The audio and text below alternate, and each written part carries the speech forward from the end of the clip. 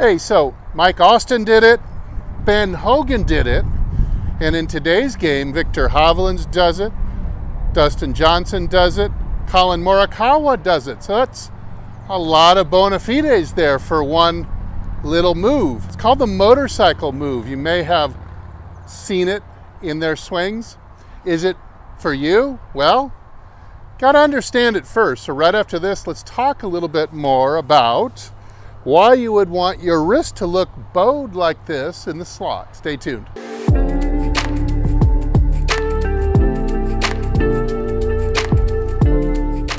Hey, this is Steve with HitItLonger.com. I continue my journey to hit the ball longer and straighter than I ever have before.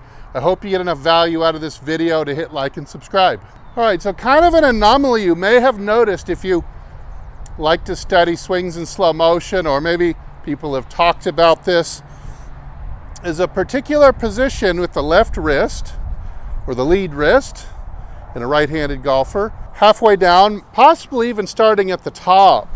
But certainly in the slot here, you see this wrist, rather than being flat, it's bowed like that. And so you can see what that does to the club face. It takes the club face and kind of closes it. Now, is that really closed? Well, not really if you understand what's going to be happening from here down through the ball. You see, well, Hogan, let's look at it from this angle.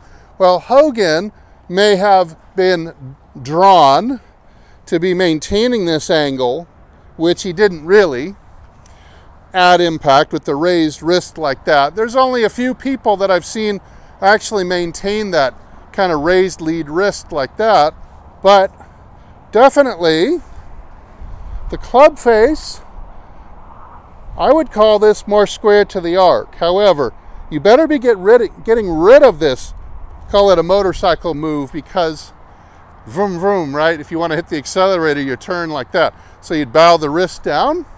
You see why that's a good name for it. So again, we have here, I like this. It's not really that close, because if I pair it up with its opposite, which is extension of the wrist, it's going to make the club face behave square to square to square to square to square all the way around the arc. And so there certainly doesn't need to be any rotation of the forearms, or less of that, if you can release the club this way. So what are we looking at here? We're looking at, here's a lead wrist straight. Here's the move we're talking about. Of course, if my fingers are curled up, there's the motorcycle move. Vroom, vroom, sideways. Here we go. Now, if I take this lead wrist and I fling it through into extension, I can really propel the club quite powerfully through the impact zone by having this in a whippity quality, a free whippity quality. The first time I ever met Mike Austin, this is the first thing he ever said to me. He walked up to me and he lined up his wrist with my chest, and he started naming all the bones that he could break if he went full force with that move, flexion to extension. So I'm throwing that wrist by the ligaments. I am firing this thing like a bullwhip, just like that. And if you let the hand float free like that, be at the complete mercy of the whipping action, yeah, you can do a lot of damage. You can also do a lot of damage to the golf ball. So we really like this move for power and for consistent accuracy, but this is minutia. That's where we got to keep this in perspective. Is this your number one thing? If this was your number one thing, you're already a really, really, really good golfer to have to start worrying about this. Do you need this? No. You could be a below scratch golfer, no problem, without ever attempting this. I'll give this a shot, see if I can just do it in slow-mo.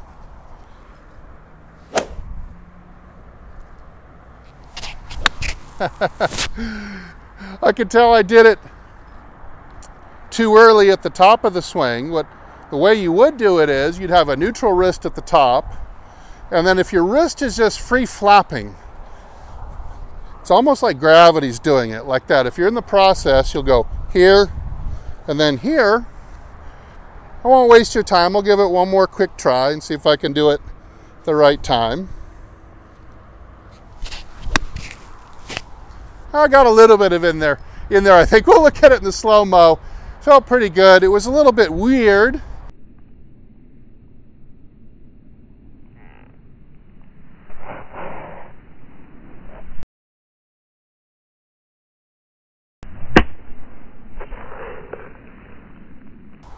I got a little bit of in there, I think. We'll look at it in the slow-mo. Felt pretty good. It was a little bit weird. Felt quite loose right in here, but certainly I could feel how there'd be an advantage in kind of whipping the club through for high speed. And the ball did go dead straight. So you might detect a little bit of it in that swing. But again, before you go chasing this, and sure, this could benefit you, but get the fundamental important stuff first. Grip, setup. Make sure your plane is decent. Make sure your path is decent.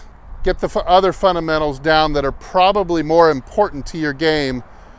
This is small. This is the finishing touch at the end to give you even more when your swing is already good. So just keep that in mind. Unless you're doing this naturally, I wouldn't coach you out of it. Wouldn't coach out of Viktor Hovland if it's just a natural move for him, and since it's not hurting him, then we'll leave it alone. But don't try to train this in unless you're already in good shape. Hey, thanks so much for watching, considering this move. Maybe if you give it a try, you'll leave a comment down below, or if you do it naturally, maybe you do other moves naturally that don't hurt you. Anyway, if I don't see you in the next video, I hope I see you longer and straighter down the fairway. Everybody take good care.